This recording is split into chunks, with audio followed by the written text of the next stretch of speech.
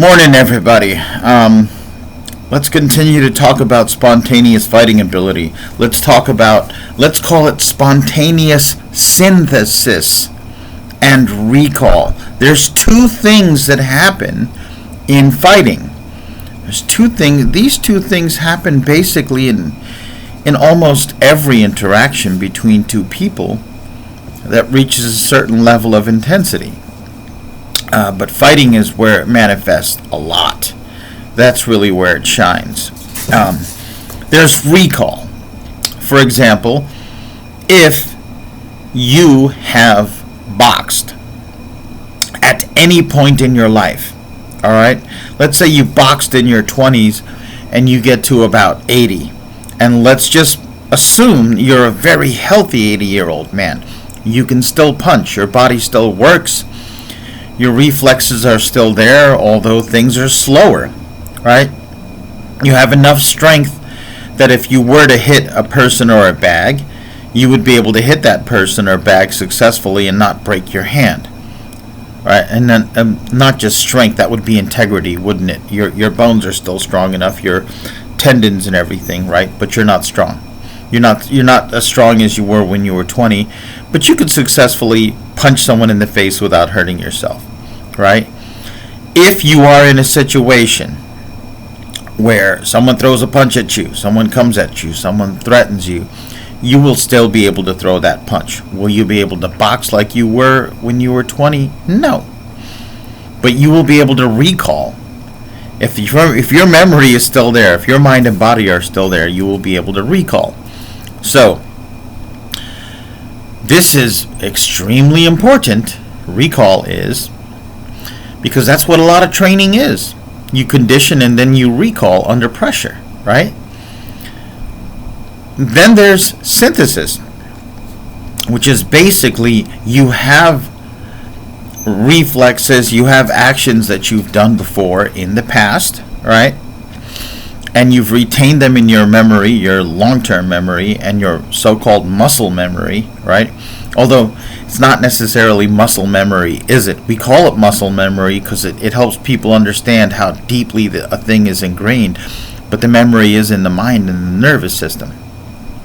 What happens is the nervous system has formed a link, some type of circuit, some type of special memory with that cluster of muscles, and there's a feedback loop. All right? But you have all this, but then something comes at you and you do something you've never done before, or maybe you've only just seen it and you pull it off, right? Good news is once you do that, that's basically part of your memory now. That's basically part of your reactions. You could pull it back. You could do it again, right? But it's still based on what you have programmed inside you.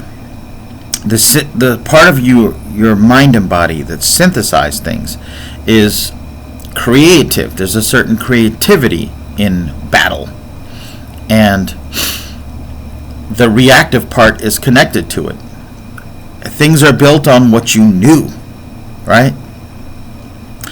So what does this mean from a trainer's point of view? Okay, this means, number one, once you learn a thing and you can do it reflexively, or even, like say offensive moves, you don't reflexively do offensive moves.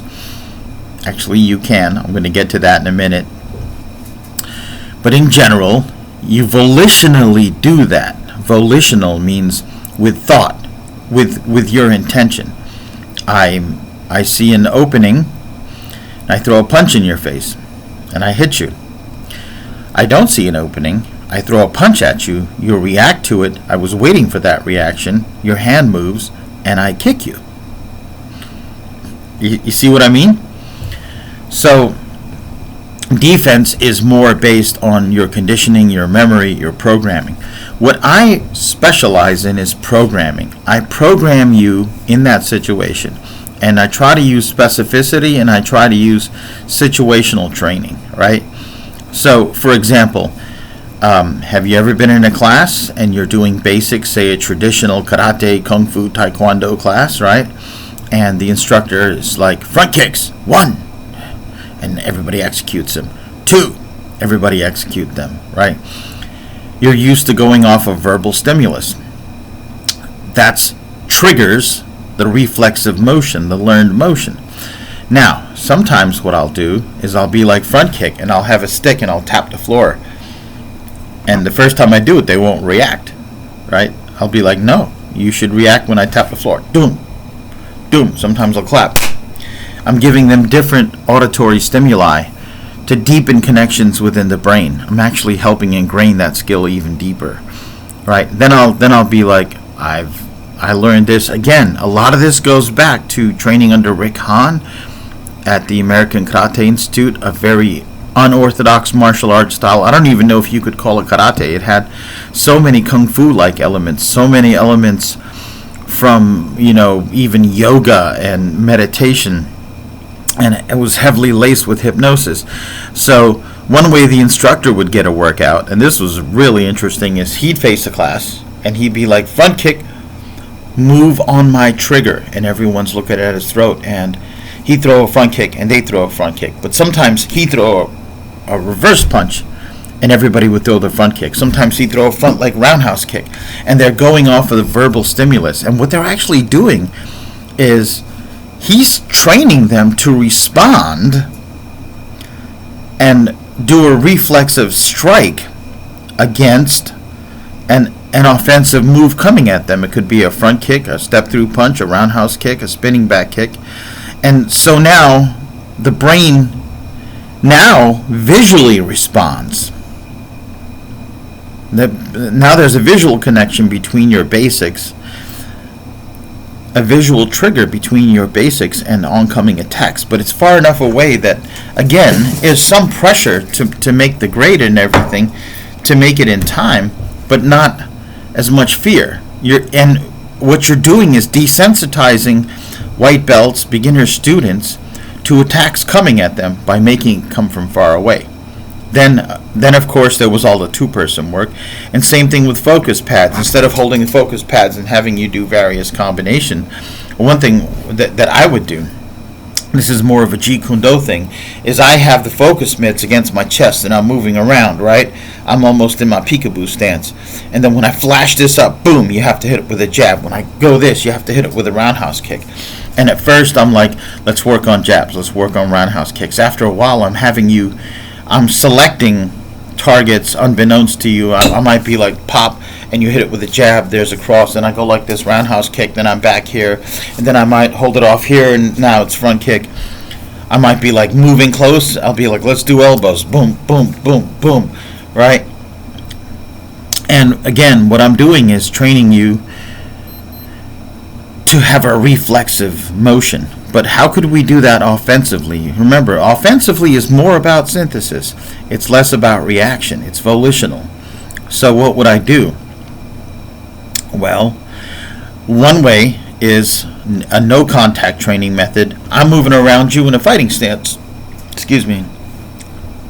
And I've got my hands up, say in an orthodox position, fists about the level of my cheekbones, body slightly bladed, stance moving. And then what I'll do is I'll go like this. There's a rib opening, and when I bring it up, boom, you have to offensively close the gap with a side kick, right? I might be like this, and I'll go like this. Now I want to see a roundhouse kick, almost nick me, right? Or I'll be like this. I'll be like, you have to throw a jab or a front kick. And so this I do with advanced students. They have to have really good control. But what they're learning is responding to the opponent dropping their guard. Right? Believe it or not, it's highly productive, right? Another thing is I can either put on a special type of extra thick chest protector, start moving towards the person, and in those times, in the 80s, we did a lot of side thrust kick interception, front thrust kick interception, but we also knew how to push kick. We didn't call it a teep, we called it a push kick. So, have the person push kick, and then I could be like, all right, if you push kick me and I go back and I pivot to either side, that's an opening for a roundhouse kick to the chest protector, right? Or the focus mitt. If you push kick me, I go back and I start moving in again. This is a sign that I'm an aggressive opponent. I want you to start using your hands. You see what I mean? There's an infinite way of doing this. You might even, if you have the chest protector on, move in and actually grab them and start clinching with them, and see if they can work knees and elbows and uppercuts and hooks on your chest protector. Or if I'm capable, I'll take them to the ground and they have to, avoid being mounted or do a defense from the ground. There's an almost infinite way of doing this. And you can do the same thing with weapons fencing. Also, any type of weapons fencing, weapons sparring, tends to intensify things. It turbocharges your movement, as Paul Vunak likes to say, because there's more extension and more power involved, more reach involved. You have to be both more precise and faster and more reactive. You know how they say, like, people don't do fine motor moves under pressure? That's bullshit. That's kind of why traditional martial arts has meditation, yoga, all the mental training, all the visualization, and all these odd training methods. It's so that you can program things into your brain. It can be done. There's supposed to be a magic number of heartbeats beyond which you can't do a fine motor movement. I don't know how true that is, but I also know that if you're the kind of person who doesn't get that excited, who has Zen training, Bushido training, like the resolute acceptance of death that samurai are taught, even in the midst of life and death battle, your heartbeat may not reach that range, assuming that magic number is magically true all the time for every person. You understand where I'm going with this, people? All right? So, we have this phenomena of programming. Another way you can program is, remember, oftentimes your brain does not know the difference between doing something fast and doing something slow. All right? The motion is the same. It's just oftentimes a dump of adrenaline or an even faster contraction of the muscle. The mechanism that controls speed is not necessarily the same mechanism that controls movement. So, first you train them independently, and then you bring them together. For example, teach a person how to jab, cross, hook, low kick, switch, high kick. Slowly. Teach them how to do it slow, slow, slow, slow, slow, in the air, until they get the movement down. Then have them go off of a reflexive movement, but slowly. I'll be like, wait for my count. 1, do it slow. 2, you offer corrections, and you're like, okay, you're doing it right. Now, here's an odd training method I use. I'll have them face a heavy bag. And this is another way of training a person's perceptions. I'm a little bit to the back, a little bit to the side. I'm like, look at the heavy bag, but keep me on the peripheral. Track me with your peripheral vision. And then I'll start moving towards them. And their brain will sense that something is closing in on them, and I'll be like, hit that back. Every time you feel me close in, I'll back off. Sometimes I'll move side to side at the same range. Then when I move in, they have to react, and they're hitting the bag. And I'll have them do it slow at first. Then I'll have them do it fast. Now they've done it slow, they've done it fast, they've done it with auditory stimuli, they've done it with visual stimuli related to distance control, range. And then it will show up in sparring at the right moment, or something based on it. Remember, you train 20, 30, 40 different combinations sometimes in preparation for a fighting competition. It could be point sparring, it could be kickboxing, MMA, right? You maybe you train 8 to 10 techniques or 6 techniques, I don't know, whatever it is in your arsenal. But during the fight, situations change, stuff pops up, and you begin to do that which new things you begin to synthesize as well as recall. Believe it or not, you do that in everything. I mean, you do it in the sexual realm, but most people are extremely, you hear women complain all the time. He just does the same thing. It's just boring. And you hear a guy say, it's just the same thing. It's just boring, right? So you're just kind of going off of your programming, but then, new ideas come into mind. you could give a person manuals on how to please a woman or whatever, and if they can keep their presence of mind in the throes of passion, they could try these new things the right way. And you might fumble and bumble at first, but a good woman will appreciate your efforts in that regard, and she'll be like, that I really like that, or that was cool, but why'd you do that, and then eventually you add to the interaction. Same thing in dialogue. A lot of people, you ever talk to like someone who's a real fanatic, a religious fanatic, it's kind of like you're in the library and there's this old chubby blonde lady. This happened to me, and I'm like, hey, you know what time it is? She goes, sin is a problem in our society. And I'm like, I just wanted to know the time. She goes, the time is at hand. We could, and everything you talked about, a religious fanatic just keeps talking about their narrow view of religion. It's like they're walking around in a program. A lot of people act like they're just robots. Same talking points, same topics. Very little synthesis, right? But then if you're having a dialogue with a person that's actually listening and actually interested in you and the topic, a friend, a lover, a family member, a peer in an art form or academic field, and they're not biased against you and they're having an open-ended discussion, sure, you'll recall the same talking points. You will recall anecdotes and stories, but then in the process of that conversation, you'll be like, he brought up a really good point. How do I feel about it? You know what, that a little bit contradicts what I thought, but let me ask you, and then you'll go back and forth and you'll start creating new things, new topics. Even new words have been created out of conversations. You ever have a conversation where you talk about, well, I like the chocolate, and your friend's like, chocolate's really cool, but I like strawberry, and you're like, what if we had a chocolatey, strawberry-ish ice cream? Well, how would that be like? Right? You've created a new word, a new category. That's how knowledge expands. Fighting, strangely enough, on a certain level, is the creation of new information and the recall of old information and new methodologies. That's the beauty of it. That's why some people like it, especially sports, where you don't necessarily have to kill each other or bash each other's brains in long past the point where there could be a knockout or a stoppage or an accumulation of points, right?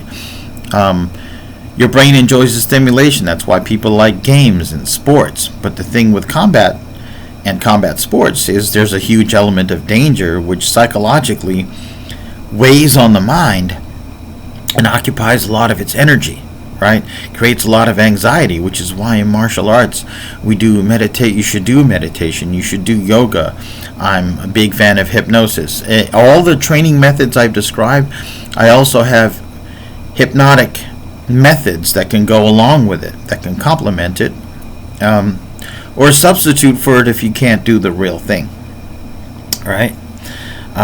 If you trained a lot of martial arts techniques and you've done a lot of sparring in the past, as you get older, you don't necessarily have to spar as much, but you want to be able to retain the ability to recall that information, use it, and synthesize. So what do?